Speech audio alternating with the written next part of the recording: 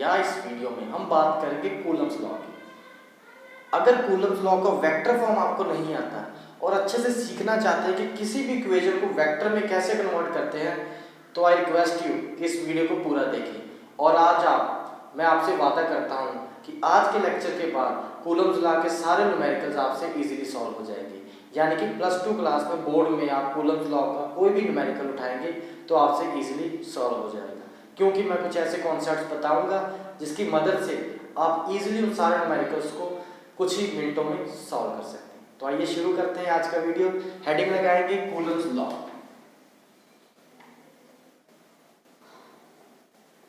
तो बेटा सबसे पहले कूलम्स लॉ होता क्या है, उसकी डेफिनेशन। तो डेफिनेशन ये कहती है that if we have two charges Q1 and Q2 and they are separated by distance small r, that if we have two charges Q1 and Q2 and they are separated by the small distance, यानी कि small r, which is the distance between both the charges, then the force between the two charges is directly proportional to the product of the two charges, and the same force is inversely proportional to the square of distance between them। यानी कि हिंदी में अनुवाद है कि अगर दो charges पड़े हैं, कुछ दूरी पे पड़े हैं, तो उनके बीच में जो फोर्स एक्ट करेगी या तो वो अट्रैक्टिव होगी या रिपल्सिव होगी।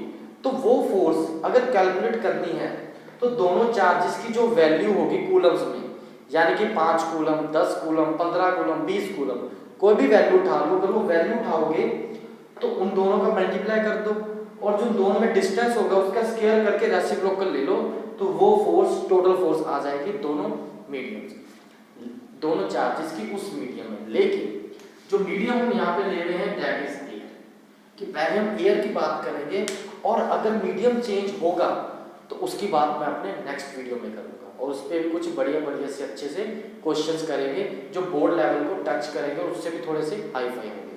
तो स्टार्ट करते हैं इसको।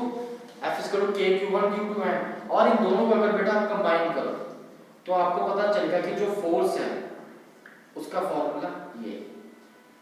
क्लियर?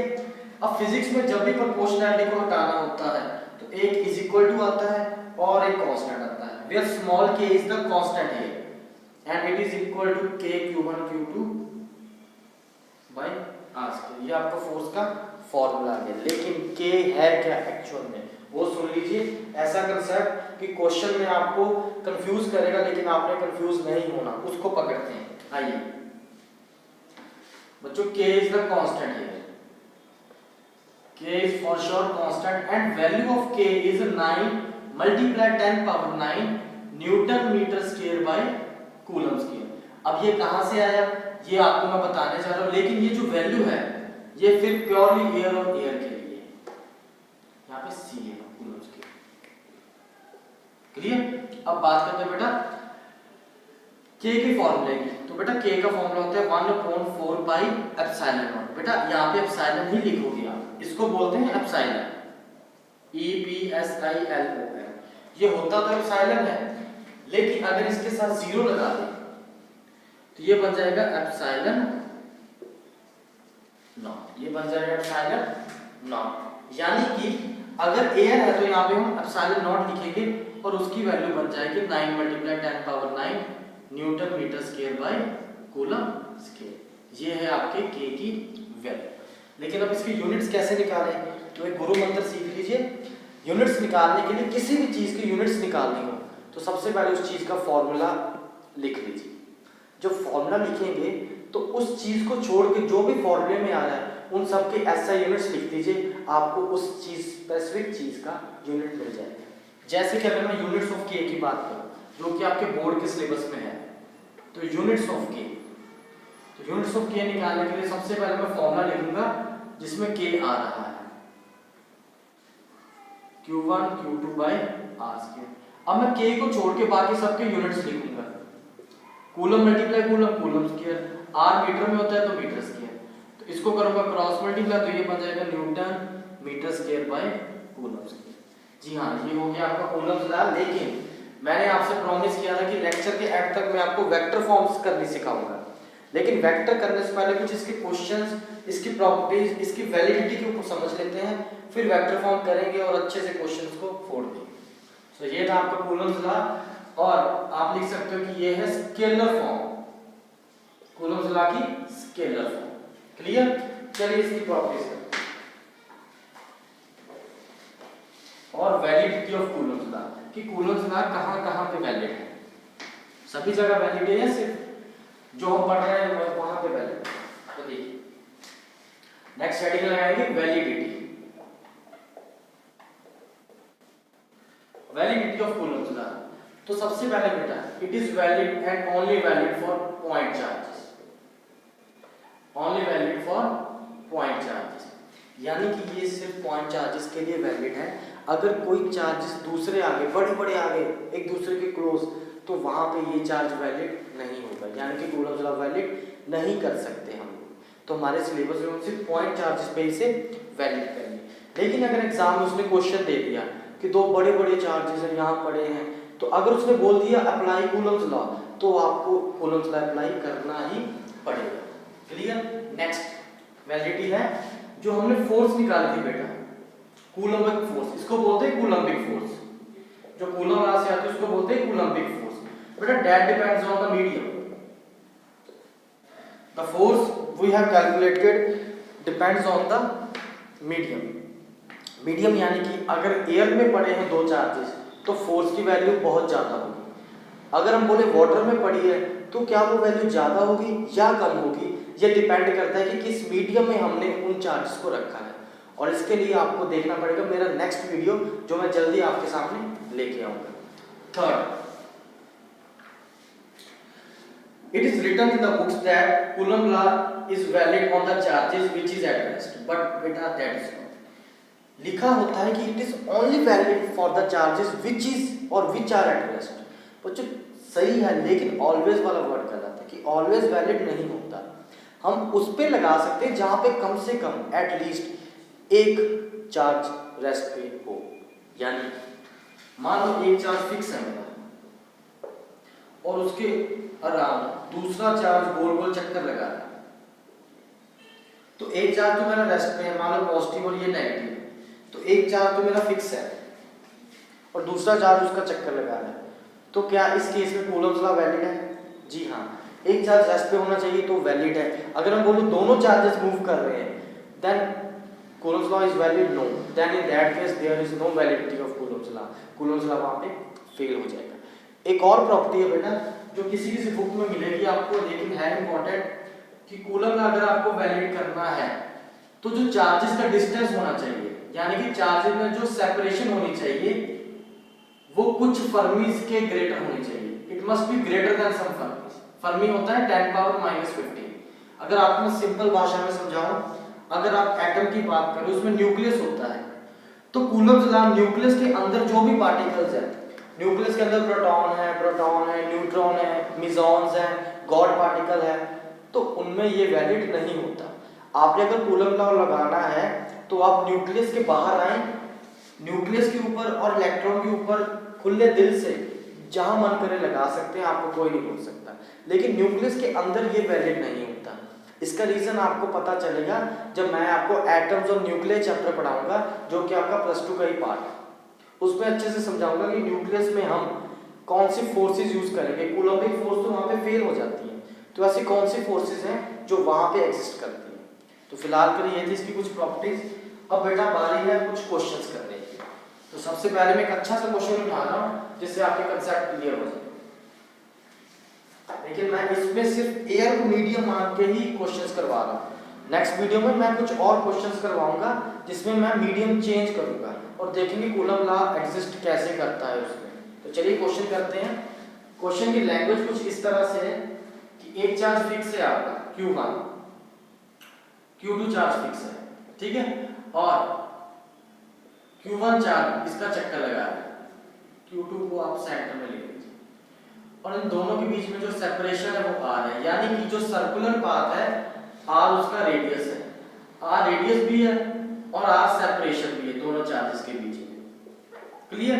रेडियस भी और सेपरेशन भी एक ही बात है। अब वो कह रहा है कि जो ये चार्ज घूम के एक चक्कर लगा रहा है तो एक चक्कर लगाने में उसका कितना टाइम पीरियड है वो निकालिए। देखिए कितना अच्छा क्वेश्चन है, कंसेप्चुअल है। अब इसमें दो चार बातें सोचनी पड़ेगी और +1 की फिजिक्स भी लगेगी। जैसे चार्ज घूम रहा है, एक चार्ज फिक्स है, दूसरा उसका चक्कर लगा रहा है, तो सबसे पहला पॉइंट, क्या इस पे कूलम्स लॉ लगा सकते हैं? जी हाँ। क्यों? क्योंकि एक चार्ज फिक्स होना चाहिए, रेस्ट पे होना चाहिए, जो कि है। दूसरा चाहे मूव कर रहा है लेकिन उसके अराउंड मूव करना चाहिए, वो भी कंडीशन सेटिस्फाइड है। और दोनों के बीच में सेपरेशन होनी चाहिए, वो भी सेटिस्फाइड है। तो यानी कि कूलम्स लॉ हम लगा पाएंगे। सेकंड थिंग, घूमने के लिए एक फोर्स लगती है, जो आपने +1 में सर्कुलर मोशन में स्टडी की है कि घूमने के लिए एक फोर्स चाहिए और उस फोर्स का नाम है सेंट्रीपिटल फोर्स, और जिसका फॉर्मूला होता है mv²/r। तो सबसे पहले हम बात करेंगे दो फोर्सेस की बच्चों। एक तो है कूलम फोर्स, जिसको मैं लिख रहा हूं K(Q1 Q2/r²) which is equation number 1, और दूसरी है centripetal force which is mv²/r। अब r तो ये डिस्टेंस है, v होगी इस चार्ज की घूमने की स्पीड यानी कि वेलोसिटी, और मास इसका m हमें क्वेश्चन में दिया होगा कि आप m को मास मान सकते हैं इस Q1 चार्ज। क्लियर? अब इसको इक्वेशन नंबर 2 मान लो। तो सबसे पहले हमें पता चला कि ये जो फोर्स होगी ये इसके इक्वल होगी। क्यों होगी? With logic, with concept. ये इसलिए होगी क्योंकि एक फोर्स कूलम वाली है, उसने उस चार्ज को पकड़ के रखा हुआ है, लेकिन चार्ज उसकी तरफ ना तो अट्रैक्ट हो रहा है ना ही रिपेल हो रहा है, बल्कि चार्ज उसके अराउंड घूम रहा है। इट मींस बॉन्ड करने वाली या बाउंड करने वाली फोर्स कौन सी? Coulomb force. और घुमाने वाली फोर्स कौन सी है? That is the centripetal force. यानी कि इसकी वजह से ये वाली फोर्स एग्जिस्ट कर रही है। अगर ये फोर्स खत्म हो गई तो ये फोर्स या तो ये बाहर चला जाएगा या ये चार्ज से टकरा जाएगा। और क्वेश्चन की लैंग्वेज के हिसाब से ये पॉजिटिव चार्ज है दोनों, तो अगर ये वाली फोर्स खत्म हो गई घूमने वाली, तो ये पॉजिटिव एक दूसरे को क्या करेंगे? रिपेल। यानी कि ये फिक्स है, ये रिपेल, तो ये बाहर चला जाएगा, तो कूलम फोर्स अल्टीमेटली खत्म हो जाएगी। जब तक रिपेल हो जाएगा इंफिनिटी तक चला जाएगा। क्लियर? तो इसकी वजह से हम इक्विलिब्रियम स्टेट लेंगे जहां पे दोनों फोर्सेस को इक्वल करेंगे। चलिए इक्वल करते हैं।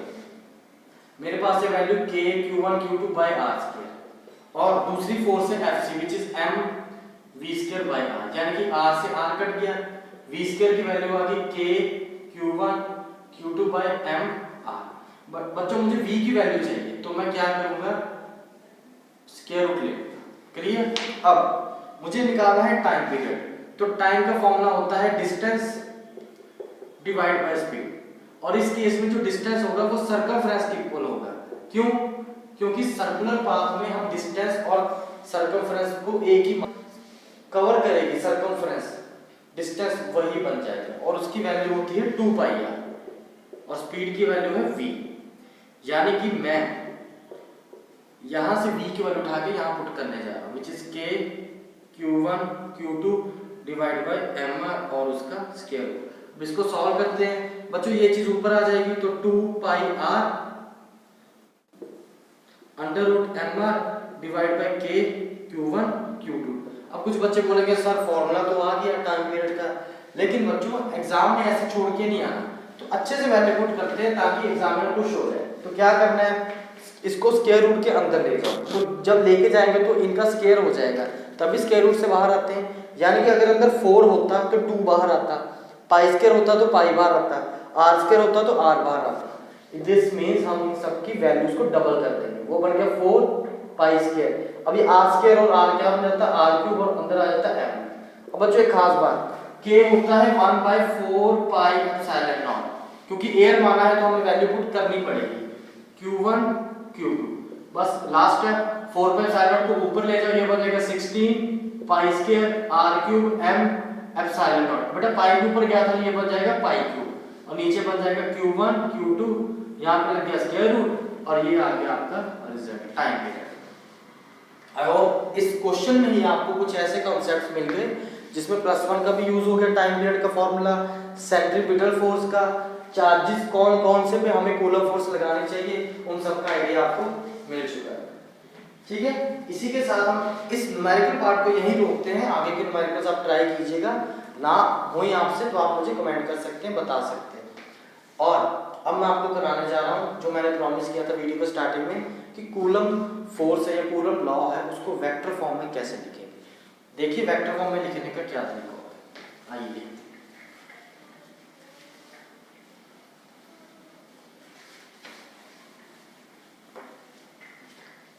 Vector form of Coulomb's law. बच्चों वेक्टर स्टार्ट करने से पहले आप मुझे ये बताइए, अगर मुझे यूनिट वेक्टर लिखना हो, यहाँ पे लिखता हूँ यूनिट वेक्टर, तो मान लीजिए मुझे ए वेक्टर का, किसी ए वेक्टर का यूनिट वेक्टर लिखना है, तो मैं लिखूंगा ए क्या, यानी कि यूनिट वेक्टर उस वेक्टर की जस्ट डायरेक्शन बताता है और कुछ नहीं। ये आपने पढ़ा होगा +1। अब जरा यहाँ पे आता है, इस ए कैप की जो वैल्यू होती है वो हमने पढ़ी हुई है या आपने पढ़ी हुई है कि जिस वेक्टर का यूनिट वेक्टर है उस वेक्टर की वैल्यू लिख दीजिए, वेक्टर फॉर्म में वैल्यू लिख दीजिए और उसकी वैल्यू यानी कि उसका स्केलर में जो आंसर आता है उसको डिवाइड कर दीजिए। इसको कुछ बच्चों ने बुक्स में ऐसे भी पढ़ा होगा, इसको मैग्नीट्यूड बोलते हैं, यानी कि ये वेक्टर फॉर्म का रिजल्ट होता है। यूनिट वेक्टर के अगर वेक्टर का रिजल्ट चाहिए तो इस फॉर्म में होता है। अब बात करते हैं कि कूलम्स लॉ में इसे कैसे वैलिड करेंगे। तो उसके लिए बेटा कूलम्स लॉ के लिए हमें वही दो चीजें करनी पड़ेगी। सबसे पहले Q1 चार्ज, Q2 चार्ज, दोनों की जो सेपरेशन, बस। अब देखिए कॉन्सेप्ट से बच्चों, मान लो Q1 चार्ज पे Q2 फोर्स लगा रहा है, दोनों चार्ज रेस्ट पे, ठीक है, रेस्ट पे, तो Q1 पे Q2 फोर्स लगाएगा और Q2 पे Q1 फोर्स लगाएगा। अगर हम मान लें कि दोनों चार्जेस रेस्ट पे और दोनों पॉजिटिव हैं, तो ये चार्ज इसको रिपेल करेगा, ये इसको रिपेल करेगा, तो अल्टीमेटली फोर्सेस दोनों भी इस तरफ लगेंगे, ठीक है। अगर एक चार्ज पॉजिटिव है दूसरा नेगेटिव है तो ये दूसरे को अट्रैक्ट करेंगे, क्लियर। उसी से समझते हैं कि जो F12 फोर्स है वो है फोर्स ऑन 1/2, यानी कि पहले में जो दूसरा फोर्स लगा रहा है वो इस डायरेक्शन में आएगा, फोर्स ऑन 1/2 वेक्टर फॉर्म में, और जो फर्स्ट सेकंड पे फोर्स लगाएगा रिपल्सिव वो हो जाएगी 2/1, यानी कि F21 is the force on 2/1। Clear इतनी कहानी। तो सबसे पहले मैं ये लिखूं that F12 is equal to K Q1 Q2/r²। अरे ये तो स्केलर फॉर्म होगी। वेक्टर फॉर्म करने के लिए क्या करेंगे कि अगर ये फोर्स इस तरफ जा रही है तो इसका कोई यूनिट वेक्टर उठा लेंगे फोर्स का, इसी लाइन पे निकाल लो। यूनिट वेक्टर मतलब जो सिर्फ इसकी डायरेक्शन बताएगा, यूनिट मैग्नीट्यूड एंड डायरेक्शन, जो कि हम r कैप से डिनोट करेंगे, यानी कि यहां पे जस्ट लगा दो r कैप, और जब कैप लगाओगे तो यहां पे क्या लग जाएगा, वेक्टर, यानी कि ये वाली चीज क्या हो गई, this is the magnitude and this is the direction. और जब किसी चीज में मैग्नीट्यूड और डायरेक्शन प्लस, मतलब इसको जस्ट मैंने शो किया है कि ये मैग्नीट्यूड है और इसके साथ डायरेक्शन है, मल्टीप्लाई है कुछ है, लेकिन हमें ये पता चल गया कि अगर ये वेक्टर है तो इसमें मैग्नीट्यूड भी होगा और डायरेक्शन भी होगी। अगर किसी के पास ये होता है तो वो वेक्टर बन जाता है। इसी तरह से हमारी फोर्स क्या बन गई, वेक्टर, ठीक है। अब अगर इसका यूनिट वेक्टर लेंगे, देखो बेटा ये डायरेक्शन इस तरफ, अगर इसकी डायरेक्शन देखो तो उसकी यूनिट वेक्टर की डायरेक्शन हम इस तरफ लेंगे, ठीक है। अब बुक्स में क्या होता है, कई बार यहाँ पे बुक्स में 2-1 लिख देते हैं, ये 1-2 ये 2-1, और कुछ बुक्स में यहाँ पे 1-2 लिख देते हैं, तो फर्क किसी चीज से नहीं पड़ता, बस आपके समझने में पड़ता है। अगर मान लो आपने किसी दिनेश की या किसी प्रदीप की बुक उठा ली, तो हो सकता है दिनेश में 1-2 लिखा हो, प्रदीप में 2-1 लिखा हो, मॉडर्न में फिर 2-1 लिखा हो, SL अरोड़ा में फिर 1-2 लिखा हो, और किसी और बुक में फिर से सिर्फ R लिखा हो, कुछ ना लिखा हो। तो ये जस्ट कंसेप्ट है जो आपको समझना है। कंसेप्ट ये है कि R is just the unit vector, कि जो सिर्फ उस फोर्स की डायरेक्शन बता रहा है, और एग्जाम में आपने क्या करना है इसके आगे वो देख लीजिए, दैट F12 अगर मैं इसको बोलूं 1-2 है तो ये भी 1-2, अगर ये 2-1 है तो इसको 2-1 मान लो, यानी कि F12 वाला यूनिट वेक्टर R12, F21 वाला यूनिट वेक्टर R21, तो उसको अगर मैं लिखना चाहूं यहाँ पे that will be K Q1 Q2/r², और R12 यानी कि A कैप की वैल्यू है A vector divide by A, यानी कि R vector divide by R1। Clear. अब बच्चों अगर यहाँ पे R12 है तो यहाँ पे भी R12 लिख सकता हूँ, क्योंकि है यूनिट वेक्टर, यानी कि एक का दूसरे से कितना डिस्टेंस है, फर्स्ट चार्ज दूसरे से कितनी दूर है वो वाला पूरा, और दूसरा पहले से कितनी दूर होगा वो वाला पूरा डिस्टेंस। क्लियर, खत्म हो गया vector form. R12 is equal to, अब इन दोनों को मल्टीप्लाई करो, इसकी पावर 2 इसकी पावर 1, तो k q1 q2 bye R12 का क्यूब और साथ में लग जाएगा R12 वेक्टर। ये हो गई आपकी वेक्टर फॉर्म, लेकिन अभी खत्म नहीं हुआ। सिमिलरली मैं लिखूंगा F21, यहाँ पे लिखोगे similarly F21 will be k q1 q2 by R21 का क्यूब और यहाँ पे R21 which is also a vector। Still something is missing, उसको कंप्लीट करते हैं। अगर ये बात समझ में आ गई, यहाँ पे 21 है, ठीक है, तो समझ में आ गई। तो बेटा एक चीज देखो, R12 और R21 अगर अगर वेक्टर्स है, यूनिट वेक्टर्स है, तो दोनों के डायरेक्शन ऑपोजिट है, एक उस तरफ जा रहा है, इस तरफ आ रहा है, यानी कि दोनों की वैल्यू तो सेम है। कैसे? इसकी डायरेक्शन उस तरफ है, इसकी डायरेक्शन इस तरफ है, लेकिन दोनों यूनिट वेक्टर्स है, यूनिट मतलब वैल्यू 1, तो वैल्यू वाइज तो सेम है, लेकिन माइनस लगा देंगे। क्यों? क्योंकि डायरेक्शन ऑपोजिट है। वेक्टर्स में डायरेक्शन की बात करेंगे।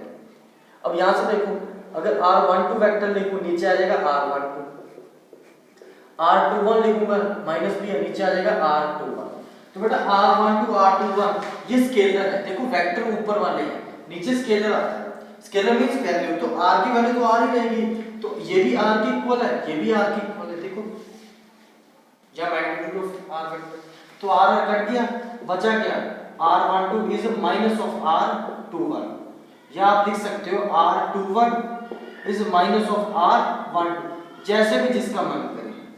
इसको नेगेटिव कर दो, उसको नेगेटिव कर दो, बस अब करना क्या है ये देखो जी। R21 माइनस है R12 का, तो R21 को अगर मैं यहाँ पे लिखूं माइनस R21, तो ये वैल्यू क्या बचाएगी? मैं यहाँ पे लिख रहा हूँ F21 will be minus k q1 q2 by r, as it is cube लिख रहा हूँ R12। देखो R21 को मैंने लिखा माइनस R12 वेक्टर, लेकिन यहाँ पे 21 को मैं 12 लिख सकता हूँ, तो मैंने 12 लिख दिया, तो ये बन गया आपका।